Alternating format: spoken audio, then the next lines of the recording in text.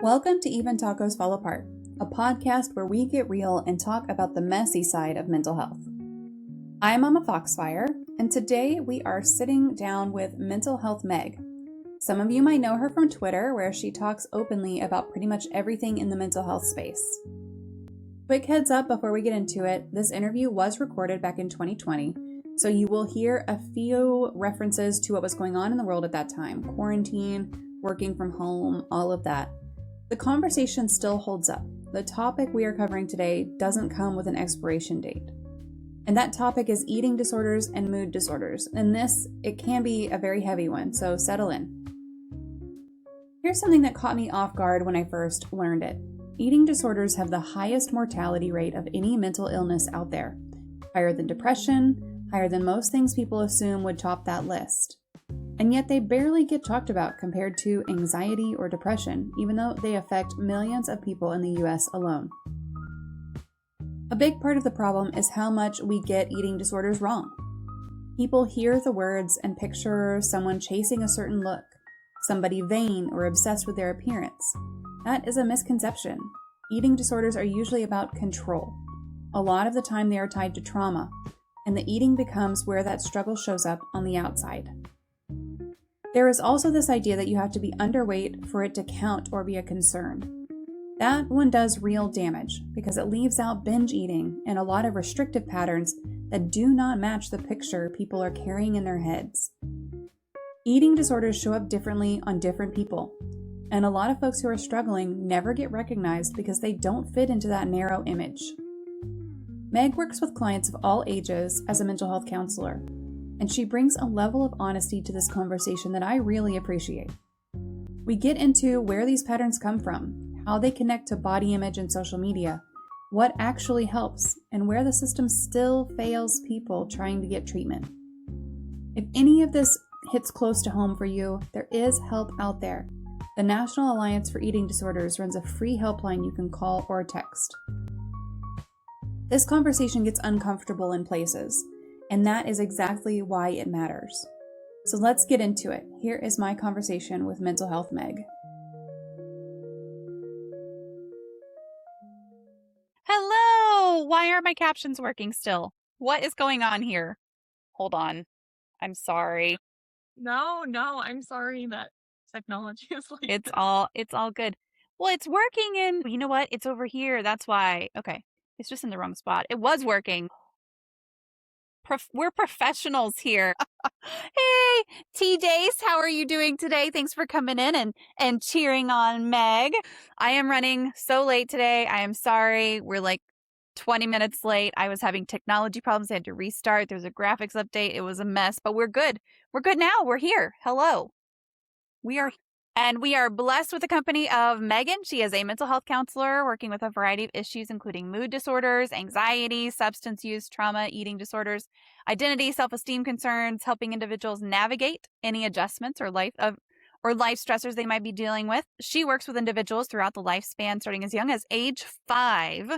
And though still a young professional in the mental health world, she is working on finding her niche while navigating her own mental health and well-being, which I think is really important.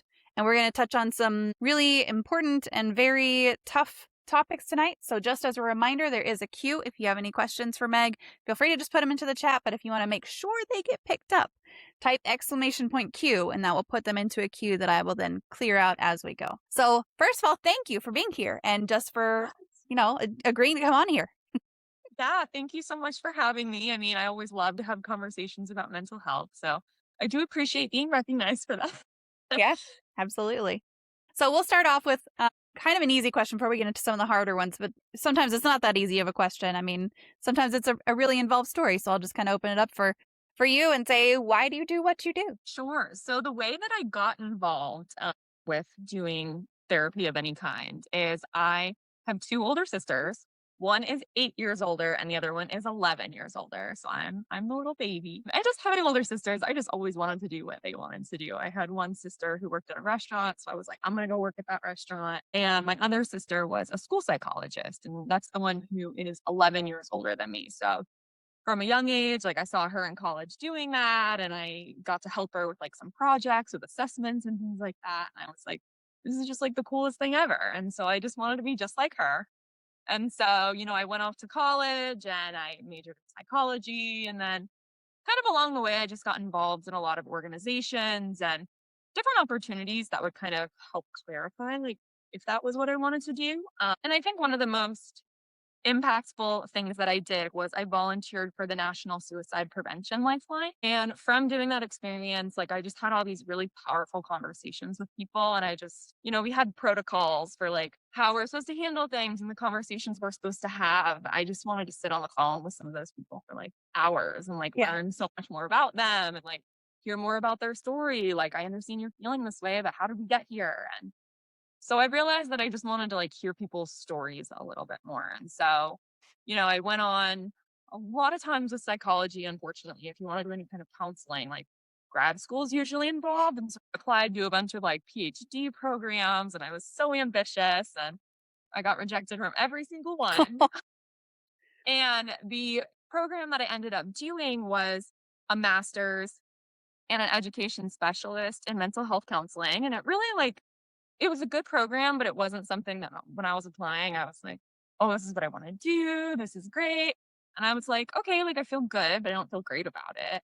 But it was such a blessing in disguise. Like, I think just from the experience of like the people that I met in that program who were like some of my best friends and some of my like biggest supporters now. And we have a lot of really important conversations about mental health all the time. And also, I think just from that program, I think I learned a lot about myself and like my own mental health and how to kind of do that. So it kind of led me in the direction of where I was. And then I worked with college students a lot in some college counseling centers. And that was what I really wanted to do. And so I came out in the real world and I was like, I'm going to do that. And then everyone was like, you're not licensed yet. No, you're not. So I ended up at the agency that I'm at now. And it's an outpatient agency. So it's kind of your stereotypical therapy. So they come to my office and sit on my comfy love seat and, we process some things on like a weekly basis. And Yeah. so that's the kind of work that I do now. And as you said, I work with kids as young as 5 and all throughout the lifespan. So it's very fun. It's very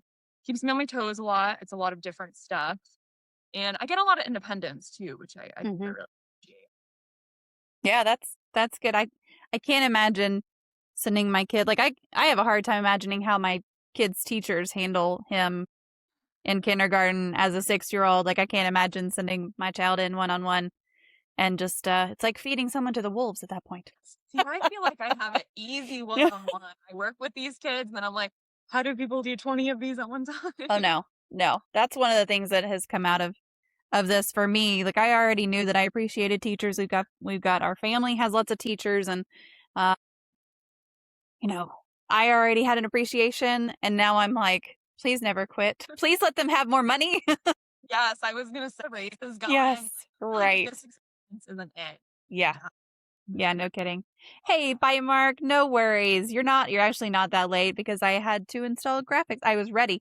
I was hitting the go live button and it said, hey, you can't do that right now because your graphics drives are out of date.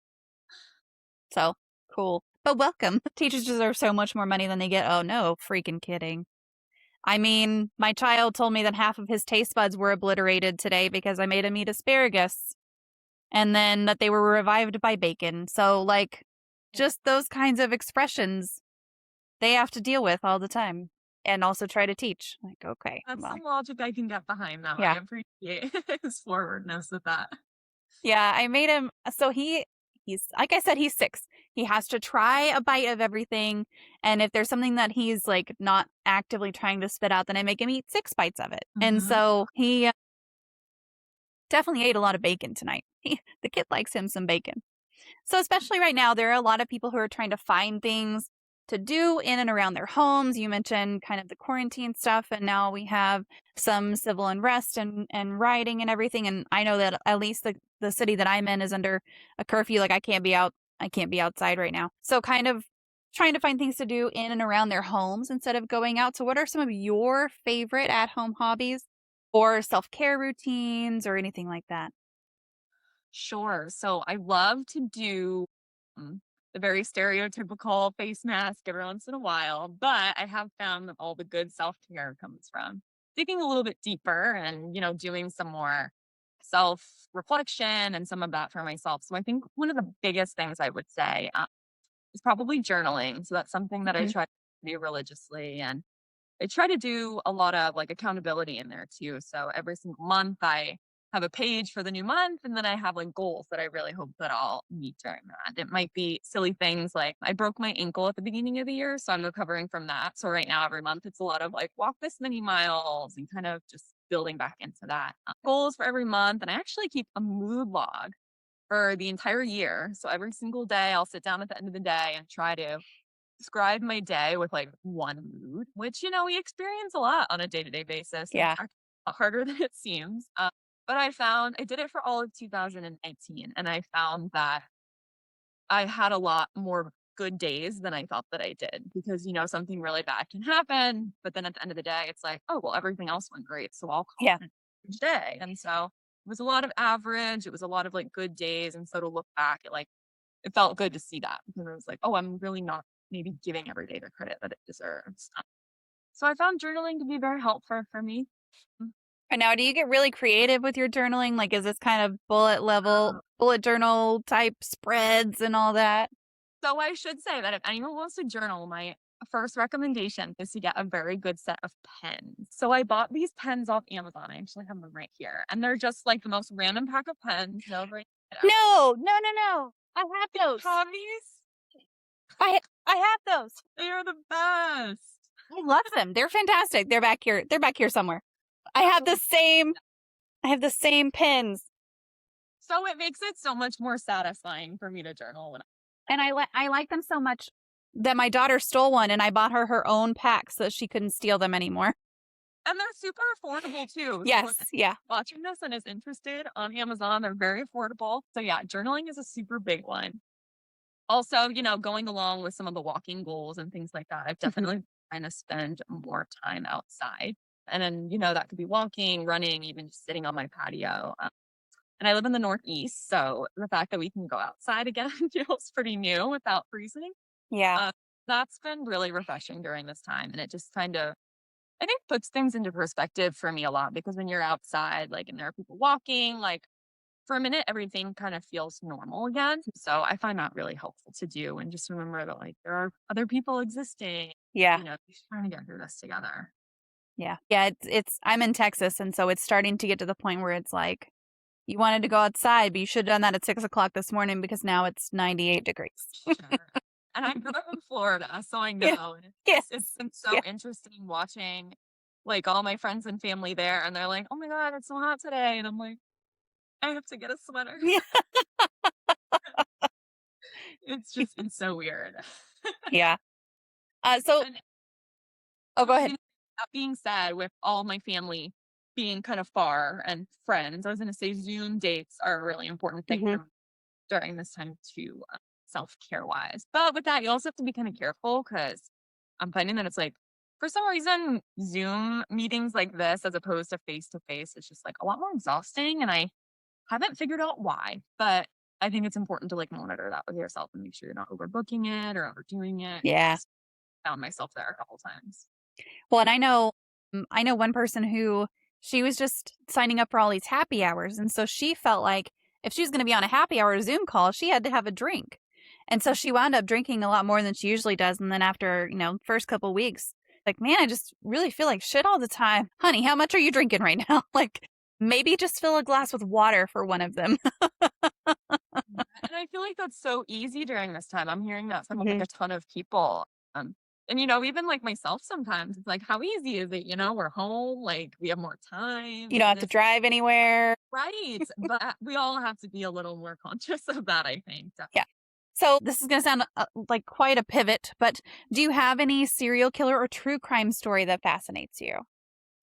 Ooh, so I'm a huge My Favorite Murder fan. So I have. Oh, where's Fee when I need her? She loves that podcast. Absolutely loves it. Yes, I love it so much. I've been listening to them for like a few years now. So I listen to that. And it's weird because, in general, like I think I have some of my own anxiety, but there's something about listening to true crime and serial killers that's like weirdly comforting and like calming. And I don't know if it's their voices or if it's probably not the stories themselves. But I find it weirdly comforting, and it's just very Yeah. cool.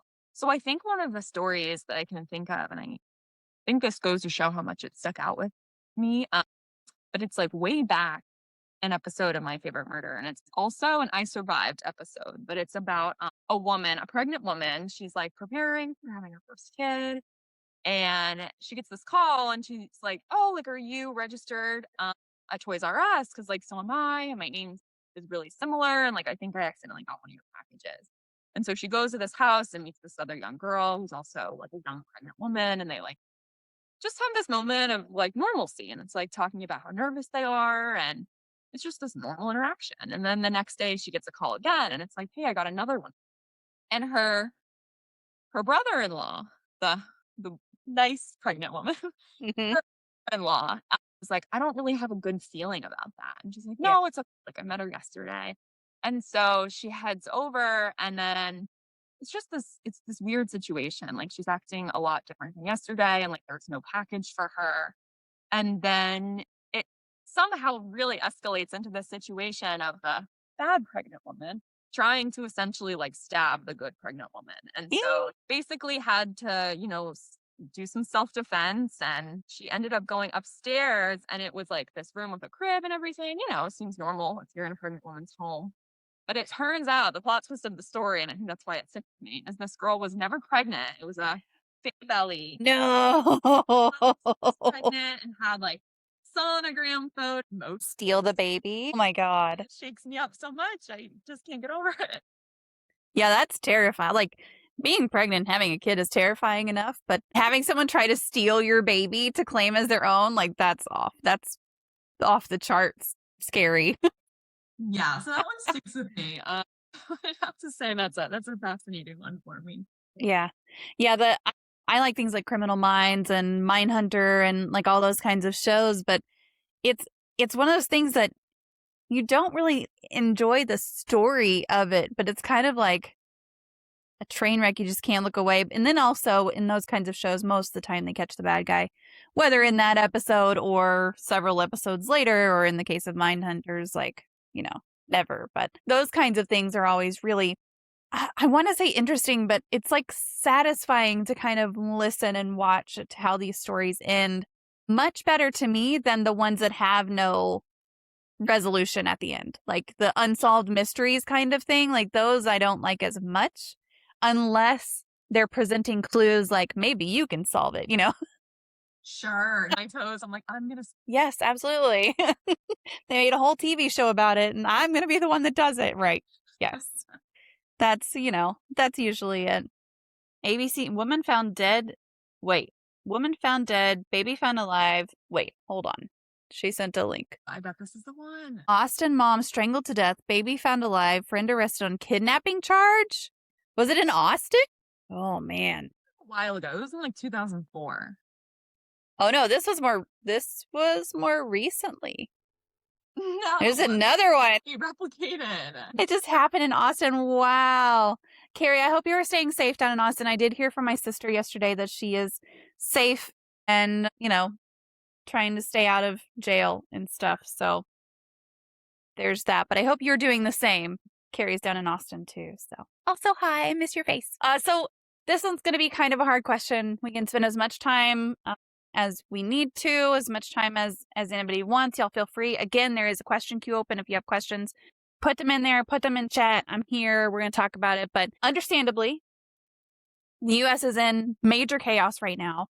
Not only is there this global pandemic of COVID-19, but there's this continual systemic racism, inequality, and it's at the forefront after the murder of George Floyd on that video, caught by bystanders, might have been swept under the rug if somebody hadn't been there to record it.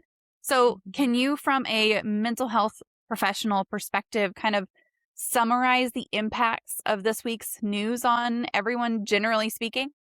Definitely. So I agree. This is a really hard topic to talk about, but I think it would just kind of be like a disservice if we didn't talk about it, because it's very relevant. It's very real right now. To summarize the impact on everyone, I mean, from conversations with some of my clients, from conversations with friends, like, I think it's kind of hard to summarize it with like a word or two, because I'm feeling a lot of cohesion with like what we're all feeling, but it's such a mix. It's like fear, anger, I think like hopelessness in a lot of way about like America itself and like where this is going to go. And I think also what people can do. I think that Hmm. especially, white people, it's like, what am I supposed to do? And so, there's obviously some of the protests going on, but I understand also that not everyone's comfortable attending some of those. So on my Twitter, I've been sharing a lot of other resources that I'm seeing other people share with like donation links and GoFundMe's and also just things like, some people of color are sharing like businesses that they own, like small Yeah. online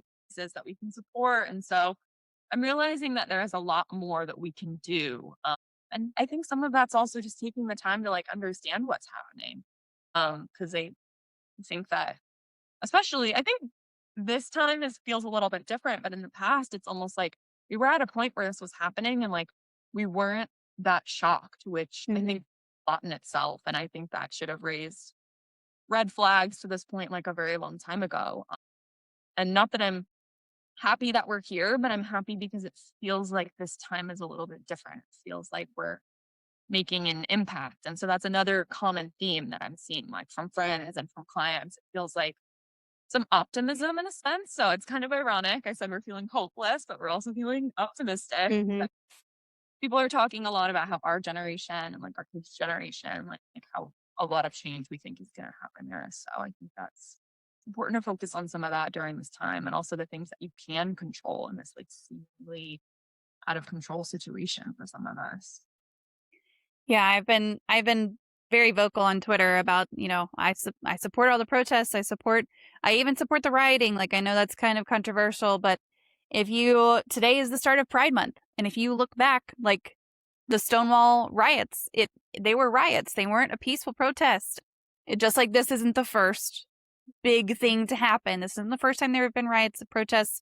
This isn't the first time people have tried to make a change. But this feels like the loudest, and it feels like the one that won't be ignored. I'm hoping this is the one that won't be ignored. Um, because for gay rights, like it was the Stonewall riots that just, there was no way that was going to be ignored. And the history of that as we move into Pride Month, I think is really significant, hitting today and still having all of this going on. It's like, all right, you're posting all of this gay pride stuff, but you're also saying that you're against everything else that's happening. And do you understand? Do you understand the significance of that?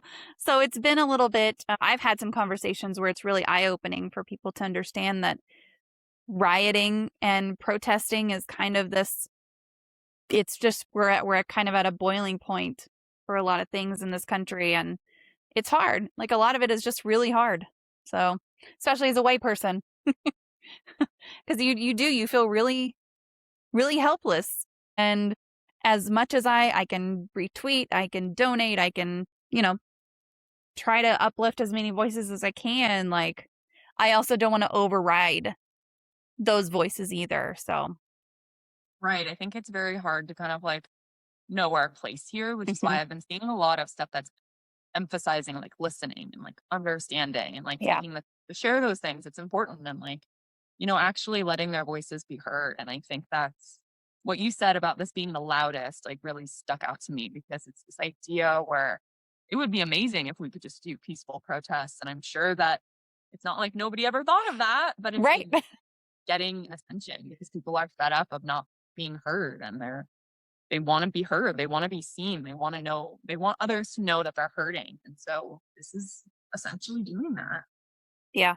Yeah. I mean, it's, there have been peaceful protests. There have been peaceful protests after many of the names that you see going around with where there have been conflicts with police and authority and Black people. And it's just, you think that they didn't do a sit-in for those? Like, no, of course they did. There were memorials, there were moments of silence, there were going to your city hall and trying to affect change and hopefully voting. Like hopefully what some of the things that came out of that was that people went and voted for the people that they felt would affect the most change.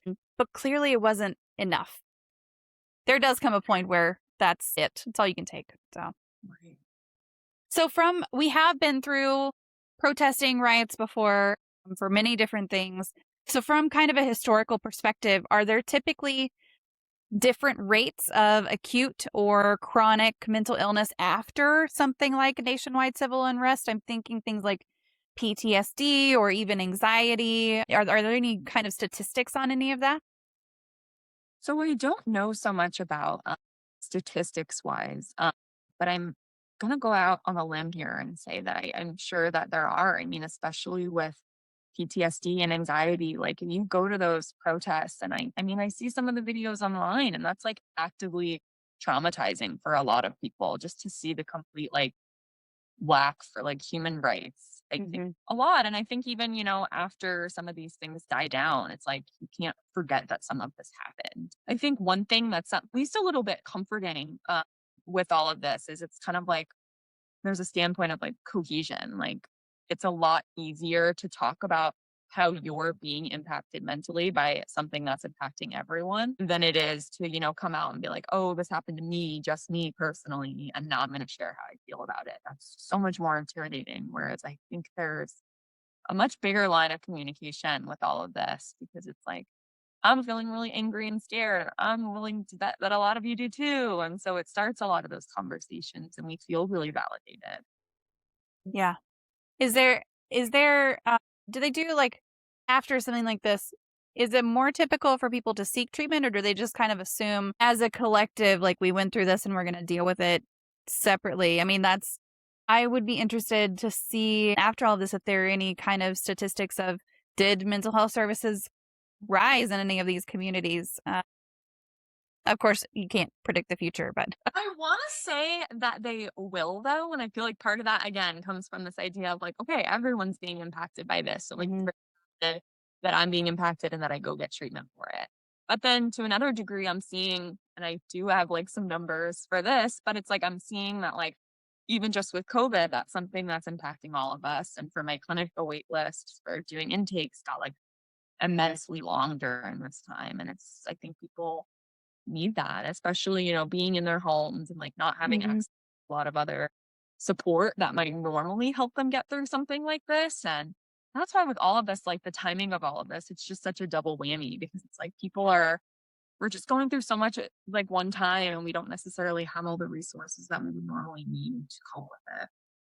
Right. I mean, 2020 has been just one hit after another. Like we've got murder hornets and quarantine, and we're not like this is month 6. I mean, come on. There's so many more months that bad things could happen. Oh, it's 2020 is something else. I saw a tweet and it was a little funny, but a little true. And it was like, I feel so bad for the kids who study 2020 in history someday because that's a hefty chapter. Yes, yes. They're like, okay, all the 2010s, some shit happened, and the 2000s, some shit happened, and then you're like, what happened in 2020? You're gonna have one test just on this one year. Honestly, I feel like that's where we're at. Hmm. Yeah, it's insane. I mean, I know that after SARS, what was the one in 2009? The pandemic in 2009. Bird flu? Oh, swine flu. Maybe. Swine flu, that's the one. Yeah, so they did close down schools here for like a week. Oh, But none of my kids were in school, so it didn't matter to me. But yeah, it was like right after spring break, they extended spring break by a week here. And then that was it. They just all went back and it was like fine. And so I think that the thinking after spring break, because for spring break, for us is when they stopped. They were just like, no, we're gonna extend it for the next 2 weeks. I think everyone thought it was just gonna go back, and then it just never did. And now they're questioning whether or not they're gonna go back in the fall. And it's stressful. It's stressful. that's probably where we got this idea from because when this first happened, like, I don't know who said it or like why it was the expectation, but everyone was like, this will last like a week or two. And that, I mean, I certainly thought that was true. I like packed up my stuff to leave my office and I was like saying goodbye to my coworkers. And I said to the psychiatrist that works in our office, and I was like, okay, I'll see you in a couple of weeks. And he looked at me like stone cold and was like, I'll see you in a few months. And I was like, Yeah. negative. Like, I don't know what that's about. And then here we are, like many months later. And I'm Mhm. like, whoa, I like seriously misjudged this. Yeah, no kidding. No kidding. The Lego shop reopens tomorrow, but I recommend avoiding it for the time being. People will be lined up for blocks. Zeus, I love you. I absolutely love you. That's wonderful. Just saw this meme. Did we skip the murder hornets? I feel like we skipped the murder hornets. Yeah. I know we did go over that a little too quickly. Yeah. Like, Yep. Yeah, that one. And I don't know. I haven't looked up. I don't know what happened to them. Like, are they still there? I don't know. Other shit happened. yeah. I feel like, and I saw someone else say something and they were like, satire journals are going to run out of things to say because 2020 is throwing murder hornets and just, Yeah. Oh. Well, and there were some other things with like posting things from The Simpsons, and it's like The Simpsons has been so accurate, but the problem is that The Simpsons isn't trying to be accurate and predict the future. They're just trying to come up with these outlandish things, and then they're coming true. Oh gosh, Crab, thank you for that. Crab just gifted some subs in the community. Thank you so much. I appreciate that. I hope you're doing well. Also, if you missed it last time, I think you had already left, but you are able to pick your song intro if you want to have a song intro as a subscriber. So send me a 10-second snippet off of YouTube of a song, and I will have it as your song intro. If Bite Mark is here, she could do hers. I don't know if she is. I can do Alex's. What is his? Alex Dream? So you can have an example. But yeah, I mean, 2020 has just been like this massive, continual slap to everyone's face, and I'm ready for it to be over. Halfway. Yeah. I just, like I said, I broke my ankle at the beginning of 2020 and I was like, man, this is like the worst thing. Like, this is the worst thing that's going to happen in 2020. And was I wrong? Yeah. Right. Yeah. Having a broken bone isn't fun, but man, there's a lot that happened. It would be awful to have it at the beginning, bookend 2020 with a broken bone. That would be bad. Right. I gotta stay careful. Yeah. So you work with a variety of clients of all ages. Are there any common life stressors that people don't recognize as life stressors? So I would say a big one is probably work, especially for my adult clients. I feel like society has shaped us to feel like it's okay to feel immensely stressed out at work and to just live until the weekend and then you get to relax and live your life. And it's really not okay. I think we need to check in with ourselves a lot more during the week. And maybe do think like schedule things after work to help us balance that, or maybe set some boundaries at work, or be a little more aware if you're in a toxic workplace. Because that's a big thing that I see. And I have to sometimes inform people. I'm like, that's not normal what you're experiencing at work. Like, sure, work is stressful. Sometimes it's a lot of pressure, but it shouldn't be to that degree. So I would say that work is like a really big one that people just kind of think is normal and just kind of accept it. I can definitely see that. I mean, I work for a great company. It's a wonderful, like the people that I work with are like family. They're fantastic. So I'm not talking about you guys, all right? But I've worked in some places where it's like, this is just not good for my health. And sometimes it's not just mental health. Sometimes it's your physical health too that suffers. So I could for sure see people not recognizing that as kind of a cause of this major stress in their lives. They're like, I don't know what's going on. I'm just so stressed all the time. And if they're not in a traditionally pretty stressful job and they see everyone else who's in a similar job not being stressed, like, well, that can't be it. That's a big one. And again, like society kind of shapes it that way. Mm-hmm. This is normal. Live for the weekend. Weekends are fun though. And that's great. Yeah. That's like how we burn out. And then things are not good at all for our mental health that way. Welcome back, Bite Mark. You just want to watch Mama stream and de-stress. Dang it. I'm glad your internet is back. That's good.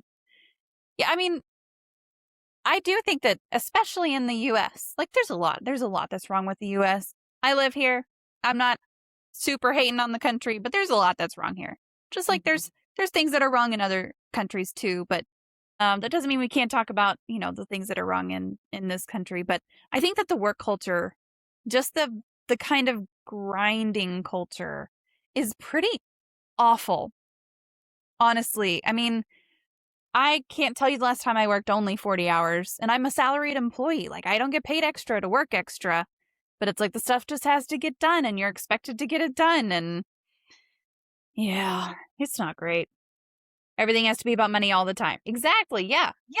When everything is about money all the time, like, where's the human element to that? Mm-hmm. And that's the thing. People are put in these situations where they have to work exhausting jobs for probably not what it's worth, just because, again, we've set it up. We're like, housing's really expensive. If you want to live and eat, and if you want to do extra stuff too, whoa, like it makes it kind of like impossible for all of us to navigate. And it's not great. Yeah, it really is. I mean, and I've had a lot of people, especially older people. I'm not going to peg that on specific generations, but especially older people say, well, when I was your age, my significant other didn't have to work, and I just paid for everything, or my significant other worked and we used it for these lavish vacations. And I'm like, that's great. You can't do that on one salary anymore. And I'm like, this is a one salary household. What am I supposed to do? Get another job? Oh, wait, I can't. Because then I would have to pay for more childcare, which negates that second job. Like, that will just be what it's for. So that's, yeah, that's not great. And if you have a hobby, you better turn it into a money maker somehow. We talked about this the other day too. Was it last Monday that we talked about the post? I think it might have been last Monday. We talked about a post that I saw on Twitter at the beginning of quarantine, where someone posted and said something to the effect of, if you don't come out of quarantine with an extra side hustle, you're living your life wrong. And I'm like, bitch, what? Yeah, I know the one. And but that's the mentality. Like, what are you doing? Wasting your time, wasting your life by not making money every second of every day. And that's just exhausting. And it's really awful because, especially with hobbies, like there are things that we enjoy that were just meant to be hobbies. And sometimes when we mix in that money aspect of things, like it takes a lot of the joy out of it. And then it's like, Yes. this isn't really a hobby anymore. I don't want to do it. And it's like, it's very healthy that we have these things that are like, I like this and I do it for money. I like this and I'll do it for fun and just for fun. Yeah. And, that's one of the reasons that I don't just game when I stream. Like, I do other things. I do guest interviews on Mondays. Wednesdays, we have a well-being topic, and then we play a game. And then Fridays are really just kind of gaming. But I also game outside of that. Like, I don't just make it. There are some people who they'll start streaming, especially, and then they'll say, all right, so every time I'm playing a game, I need to hit that go live button because that's going to make me some money. And that kind of like, that to me, I would much rather game outside of everything and just kind of have it be still a hobby than feel like, all right, well, every time I'm going to do this thing that I used to enjoy, I'm going to add the stress of streaming also, because that might make me some money. It's like, yeah, but are you really enjoying it then? Right. I feel like that's a good call for you, like self-care wise, of like, Yeah. this is me doing it for fun versus this is me doing it for money, and like Right. between those two times too. Yeah. Yeah. And that's part of the reason that I limited myself to streaming 3 or 4 days a week. Although right now it's mostly just been 3, but that way I don't always feel like I have to be on, I'm aiming to come out of quarantine with my sanity intact, and that's taking all my focus. Yes. Yep. Yes. Yep. That's it. Cause that's the thing. Like that tweet that you mentioned, it just like, or I don't even know if it was a tweet or I just saw it on Twitter, but that post, it totally negates the fact that we're going through a global pandemic. And like, if all you do is like survive, then that's great. That's ideal. That's everything. 100%. Like, surviving is the thing that you should be focusing on. Hmm? And I'm not even going to say like, especially if you're working or especially if you have kids, because that, like, none of that matters. Just the fact that there is a global pandemic, like, that takes a toll on you mentally. There's just having that stress of, okay, well, I'm quarantined and can't get any toilet paper because people are insane.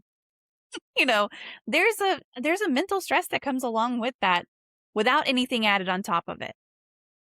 So, and I think that post also, like, it's this idea that I think I could confidently say, like, at least 95% of people are impacted by this global pandemic that they're going through mentally. But I think that post also discredits the fact that everyone's going through it and everyone's having a hard time, but everyone's having a hard time differently too. So it's not really fair to say, well, I had a hard time with this, but it helped me to make money and take advantage of these opportunities, because it's certainly not going to be the case for everybody. right. Now, that's not to say that if you come out of this with a side hustle and you feel good about it, that's wrong. Like, good for you, but don't put that expectation on everybody. Right. I'll be coming out of isolation super well rested. Sleep is my side hustle. Yes. Ooh, that's the ultimate goal, to be honest. I'm going to ship my children to you, and then sleep can be my side hustle. Sleep is the next meal and plan. I'll be doing some of that later. Yeah, I haven't been getting great sleep lately, but that's partially the medication that I'm on giving me insomnia, which I think I only have 2 days left of. So hopefully That's good. that'll fix. I've heard this and I've experienced it too, but I'm hearing that and it's died down a little, but I'm hearing everyone's been having really crazy dreams during this whole quarantine. And I think that's probably not letting us get great sleep either. Yeah, so I don't remember who we were talking to or if I read this in an article or somewhere, but it was like the lack of commuting time and kind of like mind idle time that we're not getting because you at this point you wake up and you start doing something. Like there's not really that in between. You're not necessarily listening to the radio, you're not driving anywhere, you're not on a bus, you're not on your bike, you're not, walking anywhere. But the lack of your brain idle time is actually causing some of these crazy dreams because your brain's like, well, I got to process it sometime. Okay. No, that makes sense. Yeah, I'll have to let me see if I can find that. I don't remember if it was someone I was talking to or what. I love them, but no, I won't. I won't ship them to you. If you got bladder problems, you're in trouble. That's not funny. I'm on steroids right now, and I do have bladder problems. I'm just kidding. You're fine. I mean, I'm not kidding. Like, steroids really do make you have to pee all the time. Just FYI. But, all right. So let's see. It was vivid dreams, lack of driving time. I'll see if I can find that. I'm just typing myself a little note. Look, here it is. Right here. The science behind your coronavirus dreams. Ooh, okay. Well, it's nice to know about I was having some crazy ones. Yeah. No, I'll have to see if these are the right. If there's more than one. Okay. I'll have to figure out which one it was that I was reading. But yeah, it was really interesting. It was like, and it makes sense. Your brain doesn't have the idle time that it did have to kind of drift and daydream and do whatever it does. Like I know whenever I'm driving to work, my mind will be all over the place. And then all of a sudden I'm at work. Like it's just how it is. Your moment. Yeah. I've had a couple of those and I try to be really present when I am driving because, that is good to do. But still, sometimes you have that like blink and I'm like, whoa, how did I get here? But that's just your brain kind of pushing through all of that. So, yeah. So 30 million people suffer from an eating disorder in the U.S. Every 62 minutes, one person dies as a direct result from an eating disorder. And actually, eating disorders have the highest mortality rate of any mental illness, which I think a lot of people don't realize. Like it's the second or third highest killer in the US or something behind heart disease and something else. But so what are some common misconceptions you hear from clients about eating disorders? Sure. So I think you just touched on a big one with like kind of underestimating the severity of it. Those facts kind of speak for themselves, just like how seriously they need to be taken. I think another one is that eating disorders are all about looks and that people are like, I just want to be skinny so that I can be an Instagram influencer, whatever it might be. But the truth is like people who are dealing with eating disorders, they aren't like vain or self-absorbed. It's a lot of times, more so about like taking control over something in their life and often a response to trauma. So it's really not all about the looks. And I think that a lot of people who experience, and if there's anyone watching who would feel comfortable disclosing, I think that a lot of people would say that it's not about that. So I think that's a big one. And another one is that you have to be underweight to have an eating disorder. Because I think a lot of people just think of anorexia.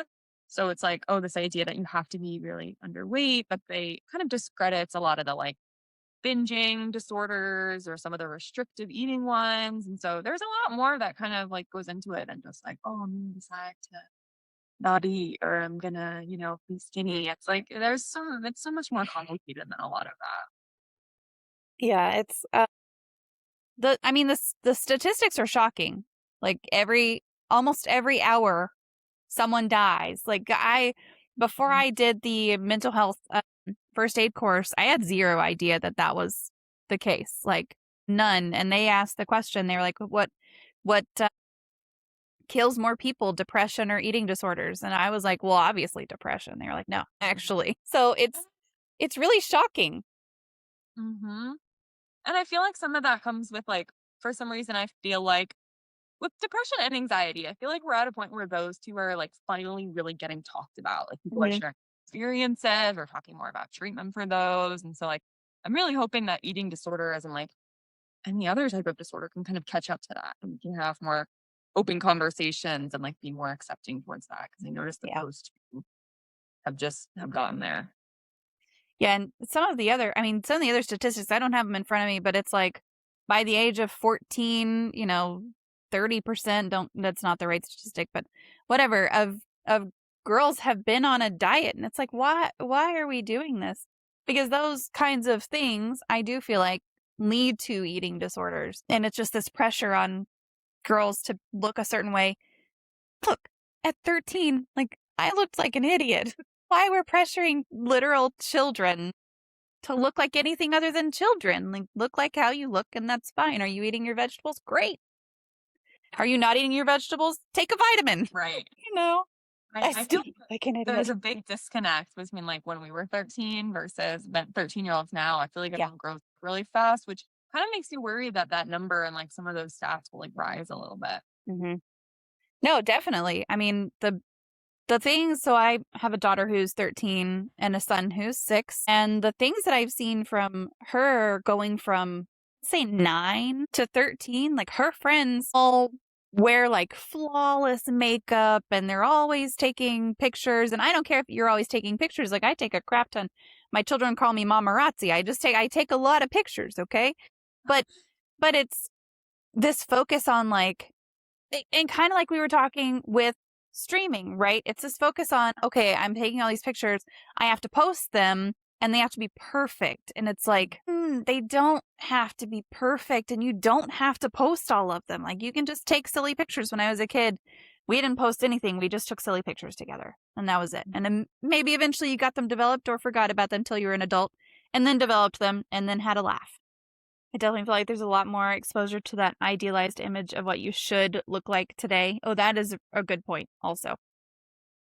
Yeah. I mean, I made that joke about like Instagram influencers, but that's like also not a joke. Like I think that there's these perfect people with these perfect bodies. And it's like, oh my gosh, well, there's so many of them. Like that must be very attainable. That must be super normal. And it's really not. And so I think a big thing for, I think especially young girls, but for anyone, it's like, don't follow people who are going to make you feel like that and like make you question like what you look like or what you do. Like you don't need that. Life is too short to focus on things like that. So how do you help your clients? Do you have any clients where like you've kind of seen them headed towards an eating disorder and you're able to steer them away from that kind of, or is that not a thing that's easy to do right now? Sure. So I feel like a lot of that's just more so about the education, because I guess this could also follow under another misconception, but it's just like the super thin line between like disordered eating as opposed to like Instagram influencers again. It's like they posted this really good diet that I should follow and all these workouts and I should be working out this many days a week. And so I think especially with the pressure that society puts on us, like there's such a thin line about what that looks like. And so I think that sometimes if red flags start to get raised, like we'll just sit down and do some like a little bit of education about that. And I feel like it's definitely a lot easier to kind of stop that before it becomes like a full-fledged eating disorder as opposed to, when it's already there. Yeah. It is super attainable. Photoshop is pretty easy to learn, just saying. Well, that's true. I mean, that causes other things, right? That causes other problems if you're always Photoshopping your pictures. Yeah, and I mean, it's good to have a focus on health, but also like a healthy body doesn't look like one thing. Like every time I go to my doctor, and she's a wonderful lady, don't get me wrong, but every time I go to her, she's like shocked that my blood pressure is good, my cholesterol is perfect, I don't have any type of diabetes, anything. I'm just fat. Like that's all that I have. And that's just because I love food. Like that's it. And so she's like, all right, well, you should probably lose weight, but I really can't say anything because you're actually very healthy. Mm-hmm. I I eat great food. I eat healthy food. I eat food that nourishes my body. I just eat a lot of it. That's all. Right. And like, that's such a great point. Like, there's no one right way to like look to be healthy. Yeah. And, for anyone who wants to do it, I follow this hashtag on Instagram, and it's hashtag normalize normal bodies. And so every once in a while I'll be scrolling through and it's all these edited, and then there's just like normal girls and men who I don't know, but it's like they're just very authentic and they're talking about their cellulite and their roles, and just like it feels good. It's like these are real humans, and that I relate to that. Here's that hashtag for anybody who wants to follow it right there. I'm following it right now. It's awesome. I really love it. It helps because it is Yeah. Instagram and stuff. Like, it's so great. We can keep up with each other, but social media in general just has so many like negative things that we're talking about more, which is good, but it's still really easy to get sucked into a lot of that. So I pick up some of that chaos with positive hashtags and like good accounts and things like that. Yeah, I already followed a couple of body positivity channels, not necessarily hashtags, but this will be a good one too. It looks like their posts are pretty diverse, so that's good. Our doctor told us we should lose weight and refuse to qualify with "but you're healthy," despite the numbers being quite clear. See, that's what I don't like. Like, don't just say that someone needs to lose weight just because their BMI is wrong. Like, first of all, BMI is stupid. Like, the way that it was developed and the fact that it hasn't been changed in so long, that's a whole other topic rant. But like, look beyond the numbers and look at the person and whether or not their lifestyle is okay. Like, I don't know. It just doesn't, you're right. It doesn't look the same on everybody. It's not my version of healthy doesn't look the same on somebody else. And if someone else were to do the same exact things, and here's what gets me. If another person were to eat my exact diet, do my exact lifestyle, they still wouldn't look like me.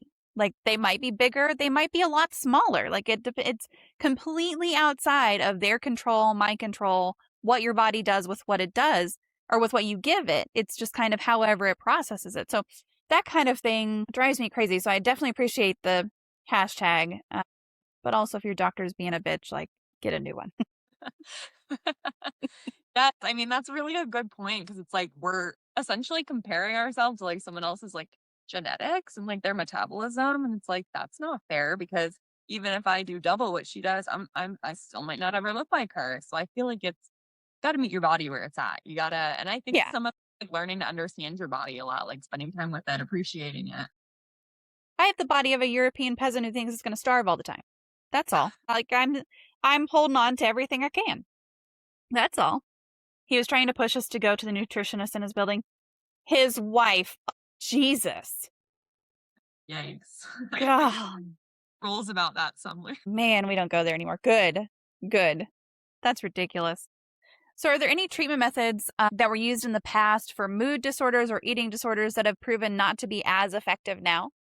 So that's a really interesting question, just because the answer is definitely yes, but I don't quite know what they are, because, in school, we don't really spend a lot of time on the ineffective ones. We try to focus on, what is effective. But I think even kind of piggybacking off of that question, it's like we can use very evidence-based practices and it still might not be effective for a client. So it's this idea that, it's so good to say that this approach goes really well with, this disorder, this diagnosis, but reality, it comes down to the client. So you kind of have to meet them where they're at, and something that works for everybody else might not work for them. So it's really just, meeting them where they are and what's going to be effective for them, and, having that conversation with them to a degree too. Yeah. That's a really good point, because I don't think I've talked about this here before, but, my therapist and I tried to find several different things that would work. And one of them was art therapy for me, like to try to get just my thoughts onto paper. And my very first assignment, gave me an assignment to like draw an emotion or something, like put an emotion on this page. And I couldn't do it. I was just like, what do you mean by that? And she's like, well, here's some examples right here. And so I got to the next appointment and I was like, okay, I'll try. And I got to the next appointment. And I was like, I drew a circle. I don't know what you're talking about. The circle means nothing to me. I just put something on the paper because you told me to. And it's like, if Mhm. something isn't working for you, then you got to find something else. And so there are other things. We tried other things, and then we wound up, for me, it's journaling, not like daily bullet journaling type stuff, but just angry writing is what I call it. Sure. Okay, so if she had said, draw the emotion sadness, then I could draw a frowny face. But she was just like, no, draw emotion. And I'm like, which emotion? Yeah, and then like, let's see, somebody else could take that and be like, yes, I got it, and make it Yeah. like a masterpiece. But it's like, no, that's Yeah. everybody's gonna work. And so the next time that I went in there and I said I couldn't do it, I didn't know what to do. I just got frustrated and drew a circle. At the end of the session, I was like, listen, could you show me what other people have done? Like, is that against the rules? Do you have anything you can show me for what other people did? And she pulled all of these great things. And I'm like, yeah, no, that's not for me. I can't do this. Let's try something different. But yeah, like some things work for some people. Clearly, there are plenty of people who get that right. Well, you can't get there. All right. You can't do therapy right. There's no right way or wrong way, right? But there are some people who can understand an assignment like draw emotion. And then there are some people like me who are like, are you crazy? Because I can draw. I'm actually pretty artistic. Like I draw all the time. I doodle. That's the thing, is that I doodle. And I paint my nails and stuff. And it's nice. It's fun. But I can't just do that. Yeah. That tracks with everything I know about you as a person. Okay, but can you be clear about the assignment? Because I want an A. You're not wrong. You're not wrong. She has had to tell me that I can't win at therapy before. She's like, this is not a competition. Who are you in competition against? Like, it's just you and me. So are there resources available for those who struggle with mood disorders and maybe don't have a therapist yet? Sure. So I feel like, I know I talked a little bit at the very beginning, but my experience with like the National Suicide Prevention Lifeline, there is a hotline for everything now. Maybe after this on my Twitter, I'll share like, there's a link that I know that has just like a list of hotlines, and they're so specific, but there's a hotline for everything. Yeah. Then I know that can sound really intimidating thing to do, to like pick up and call, but if you don't like it, you just hang up. Like, it's okay. And it's normal people. Like, it's people like me on the other end of the line, and it's people who just want to hear you and like let you feel heard. And so I feel like if you have a therapist, but you think that you could benefit from that, like speaking out piece of it, I definitely recommend, utilizing some of those, because they're all free. A lot of them are 24/7. So sometimes, especially when we have hard times, there is pretty common pattern that sometimes it can be like late at night, or times when other people aren't really as available. And so like, if you ever feel isolated, like you don't need to, like there's always someone that you can call. So I definitely recommend some things like that. Another good thing for mood disorders, actually never, but there's kind of like a workbook thing. So when the approach that I do when I do therapy with people is, and if it works for them, otherwise we obviously switch to Right. but I do a lot of cognitive behavioral therapy. So it's kind of focusing on the connection between like your thoughts, your feelings, and your actions, and kind of breaking a cycle of, if you have depressed thoughts, you're obviously going to feel depressed, and then you're going to like avoid people, or like feel have a lot of really negative, and it's going to just kind of maintain itself. So it's like, all right, through this, like, how do we break that cycle? So this is a really helpful book that I recommend. I use it a lot with my clients, and it's also kind of like a workbook type thing that like you don't need to work with a therapist to do it. Like, you can kind of do it on your own. So that's a really good one that I recommend if anyone is looking for some like Yeah. of aspect of things. I'll get a link to that one too. And that's a good one for, really anything. It doesn't have to, like, it can be depression, anxiety. It could just be like stress. It could be literally anything that you're Oh, she beat me to it. Oh, You're quick. she was quick. I'll add in there also that the Suicide Lifeline, they also have chat options on their website and text options. So like, I know that sometimes people don't want to verbalize things out loud, or they just need to be able to text. Like maybe you're in a situation where you can't talk. Like baby's sleeping on your chest. You don't want to talk and wake them up. Like you have someone to text. Yes. I know crisis text line is a good one for that too. Yes. Their stuff sometimes they're great. Yep. And then is that the 741-741? Is that the right one? Yes. Yeah. Mama's faster typing, but I'm not also hosting a stream. Yeah, so competitive. Hey, Great Night Wolf, how are you? Yeah, it's, I was trying to find the Goodreads one specifically, so I didn't just grab the top one either. It's not about winning, okay? Gotta get it where I can. There you go. So I guess kind of the same question for eating disorders or identity or self-worth. Like, are there good resources if you're struggling with some of those that might be different than the mood disorders? Not to say you can't use something like the Suicide Lifeline or the crisis hotline for that, but Sure, and even for some things like that, again, there's a hotline for everything. So there yeah. are some specific ones just for like eating disorders if you're struggling with that. That book that I showed, I think would be good with some like self-image things, but I think if we're far enough into an eating disorder, I'm unsure how helpful that would be. And I think that's one thing I would probably say that from being an outpatient clinician, I think that working with eating disorders is probably one of the most difficult disorders to work with. And not because of the people, not because of the issue itself. It's just, it's very hard for us to meet weekly. And, obviously we can dig really deep and find some important things, but a lot of the work that comes with eating disorders kind of, I feel like, happens on like a day-to-day basis, overcoming some of those challenges with meals and meeting certain goals. And it's like, as much as I would love to, like, I can't follow my clients home and like support them during that time. So I would say that that's kind of a difficult disorder for me to work with sometimes. And I feel like from that, it's like that accountability piece. So Mm-hmm. you don't have a therapist, like if you have like a roommate or like a friend, like someone who can maybe help you and just like support you while you try to overcome some of those little challenges. I feel like that's important. You need a cheerleader and all that because it's hard. Yeah. Yeah, we were talking about cheerleaders earlier. Thanks for that follow the cats. Appreciate it. Yeah. So, I mean, I think accountability is a really good thing for just about anybody to have. Is there a good guideline on like who is a good accountability partner or what makes a good accountability partner, I guess? Ooh, that's a good one. I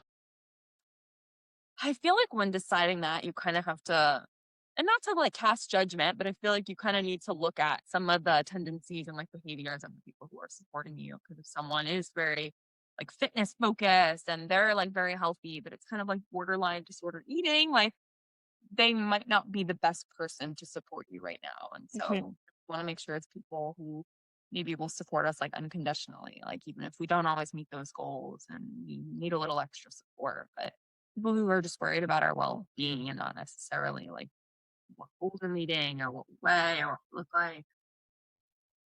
No, I think that's a really good point. And then also, I guess you kind of want somebody who is aligning with whatever your goals are. Like if you're trying to lose weight and someone else just doesn't care about their weight or is trying to gain weight, like maybe that there could be some alignment there still with just a goal around your weight, but I guess you might probably want to have somebody who has a similar goal to yours. Might be Right, good. definitely. Because otherwise that can get a little messy if we're Right. just trying to achieve different things. So Yeah. definitely. So is there an overall well-being strategy you would recommend to anyone? And that's kind of with or without any underlying mood or eating disorder or anything, just a general well-being strategy.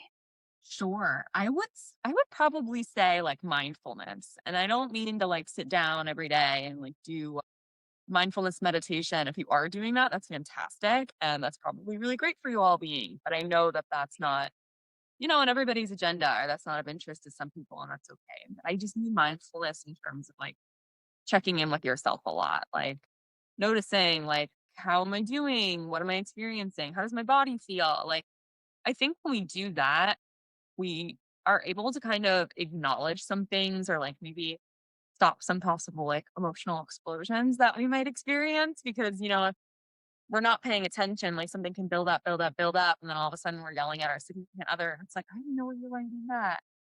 But when we notice, it's like, oh wow, I just noticed a shift in my mood, like let me kind of backtrack, like what's going on, what's contributing to that, and what can I do about it. So I feel like a lot of that like introspection and like mindfulness about like yourself and your experiences is very important. Yeah. And I've tried meditation before.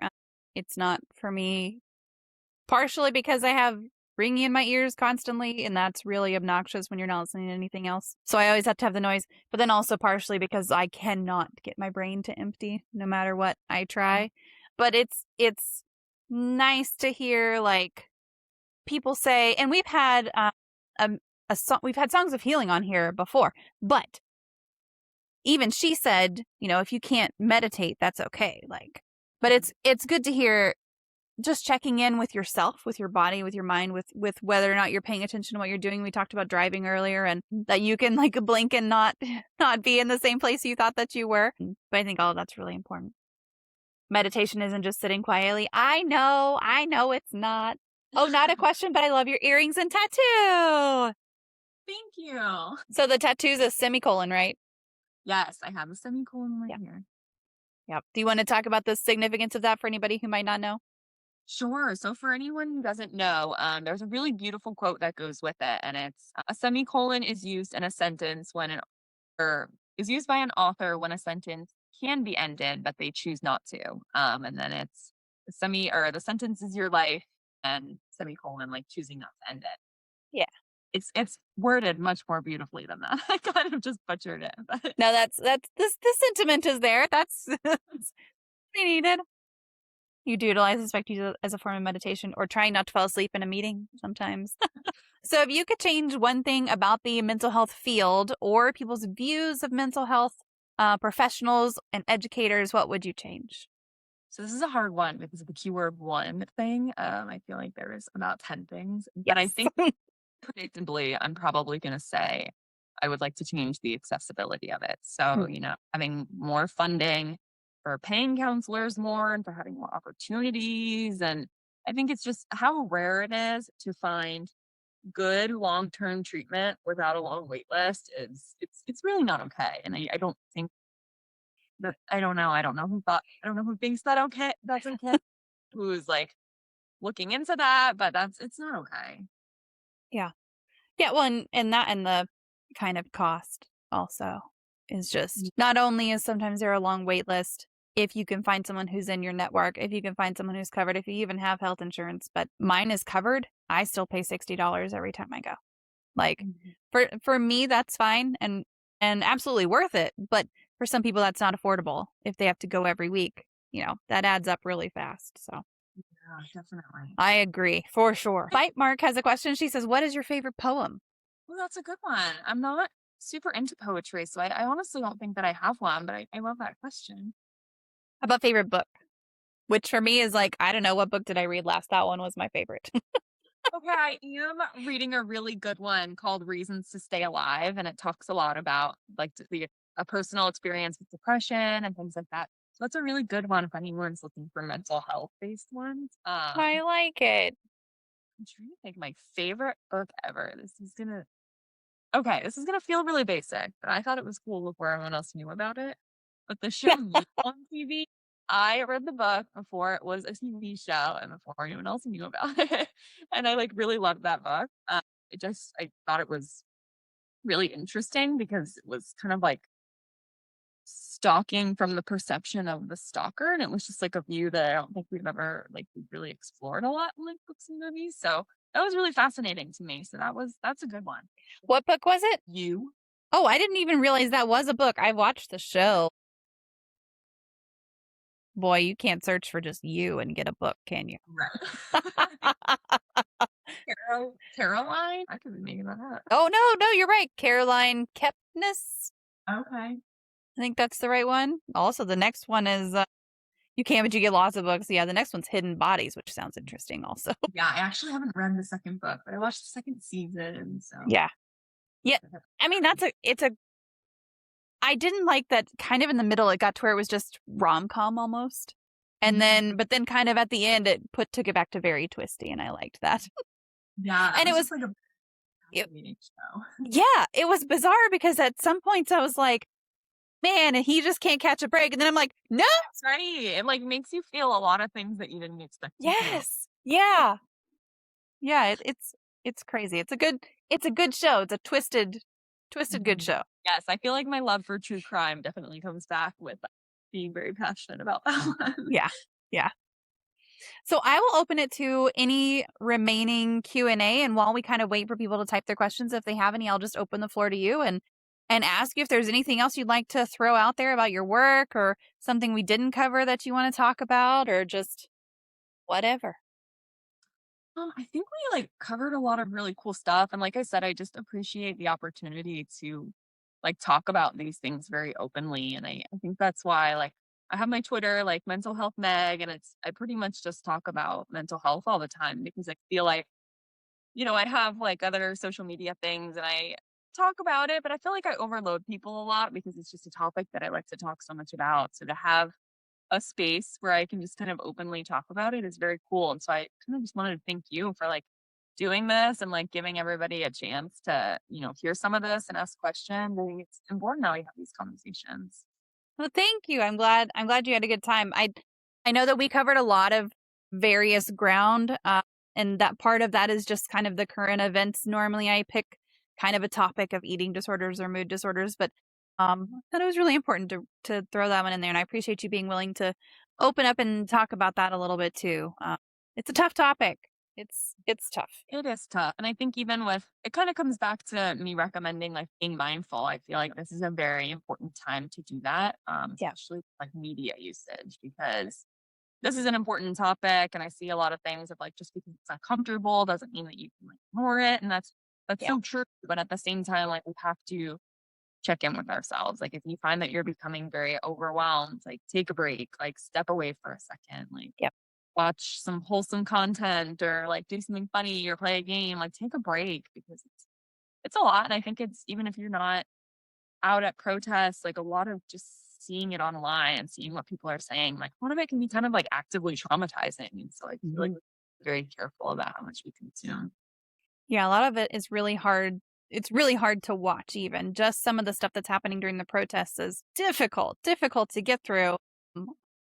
Personally, I feel like it's worth it to watch for myself. I don't recommend that everyone watch all of it, but for sure, I mean, I feel like some of it is really difficult to get through just to watch. And then I know that I'm still posting the mindfulness checks and the attention checks and all these check-ins and stuff. And I did have somebody on Twitter today go, you should really check the mood of the room before you post this stuff. And it was just hey, anybody have anything that they're hoping to make progress on this week? And I'm like, check the rest of my feed before you comment. Right. And I think that's also important that you're still talking about things like that, because I think that's still wellness for all of us during this time. And I think that taking care of ourselves doesn't take away from the fact that we care about these things. In fact, I think that we're better able to care for these things when we have the energy and the mental capability to do so. So we have to take care of ourselves. Priority. Yeah. And then also, I'll just add, don't feel guilty about doing that stuff. I know it's hard to feel like you're not doing anything, but you are. You have to take care of yourself first. If you break your arm, you can't help somebody else who's broken their arm, or I guess ankle. If you break your ankle, you gotta address your own ankle before you can help somebody else with a broken ankle. It's that triage starts with yourself, and so don't feel guilty about taking a moment to be mindful, to be present for yourself, and to just take care of your own mental health. It's hard, but worth it for sure. Right. And it's not selfish to do so. No. Yeah. Yeah. I know that there have been lots of people that say oh, self-care is not selfish. And I think that would be really easy to lose sight of right now. So Biter said, I'm glad you're here. And I'm sad that I missed parts. I'll be checking the VOD for sure. No worries. You really didn't miss much. I had problems ahead of time. Well, I think I kept joking that I brought those along with me. No. Now everything's online. I do Zoom meetings all day, and the things I've run into, I'm just we must be one and the same, because I have so many problems all the time. I mean, Bite Mark knows there have been times where I will panic Discord, call her and be like, I don't know what I'm doing right now. I cannot figure this out. Yeah. She said, I try to keep up with the information about what's happening, but I can't watch the videos. I get into thought spirals that don't end well and are not productive. That's fair. And it's good to know that about yourself. Yes, definitely. And a lot of those videos really are triggering. So to know about yourself and know what you can handle, that's important. And I think that you can, in a lot of ways, understand what's going on without having to actually see it. And again, that doesn't take away our control. There's still a lot we can do without having to expose ourselves to that. Yeah.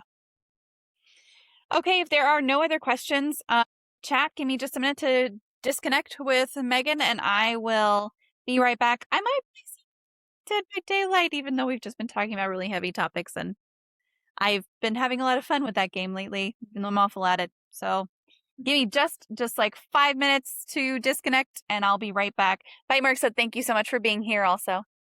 Oh, thank you guys for watching. And I really do appreciate, you inviting me and having these conversations with me. So Yeah, absolutely. I did post Meg's Twitter as well. If you are not following her yet, please do make sure that you grab her Twitter link and go do that. And again, I'll be right back. That was Mental Health Meg, and what a conversation. Mood and eating disorders are heavy territory, but she broke it down in a way that makes a lot of sense beyond the clinical. Real talk about how this stuff shows up in everyday life. What stuck with me most is something Meg said about control. So many of us think eating disorders are about looks or vanity, but it is usually about something deeper, taking back control over a piece of life that feels out of control everywhere else. That reframe really changes how we treat people, how we talk to them, and how we can show up for them. And this applies even if you've never struggled with an eating disorder yourself. How many of us grab onto something, anything, just to feel like we have a handle on our own lives? Maybe it's not food for you. Maybe it's work, or control over your schedule, or scrolling your phone at 2 a.m. because at least that feels like a choice you're making. The underlying need is the same. We all want to feel like we have some say in what happens to us. If anything in this podcast episode hit close to home, please do not sit on it alone. Talk to someone, a friend, a therapist, a hotline, whatever feels accessible to you right now. The National Alliance for Eating Disorders runs a free helpline, and all that information will be available in the show notes. Just click through. Reaching out is not weakness. It's one of the strongest moves you can make. Also, if this episode did mean something to you, do me a favor and hit subscribe so you don't miss out on what's coming next. A like, a comment, a review helps more people find this show, and if you have a couple extra minutes, leave a review and a comment. That really goes a long way. Send this link to someone who could use it. This show grows because people like you pass it along, and I am grateful for every single one of you who does. Before we close out, remember that your story matters. Your voice, your feelings, your presence all add value to the world. Even tacos fall apart, but they're still a favorite every single time.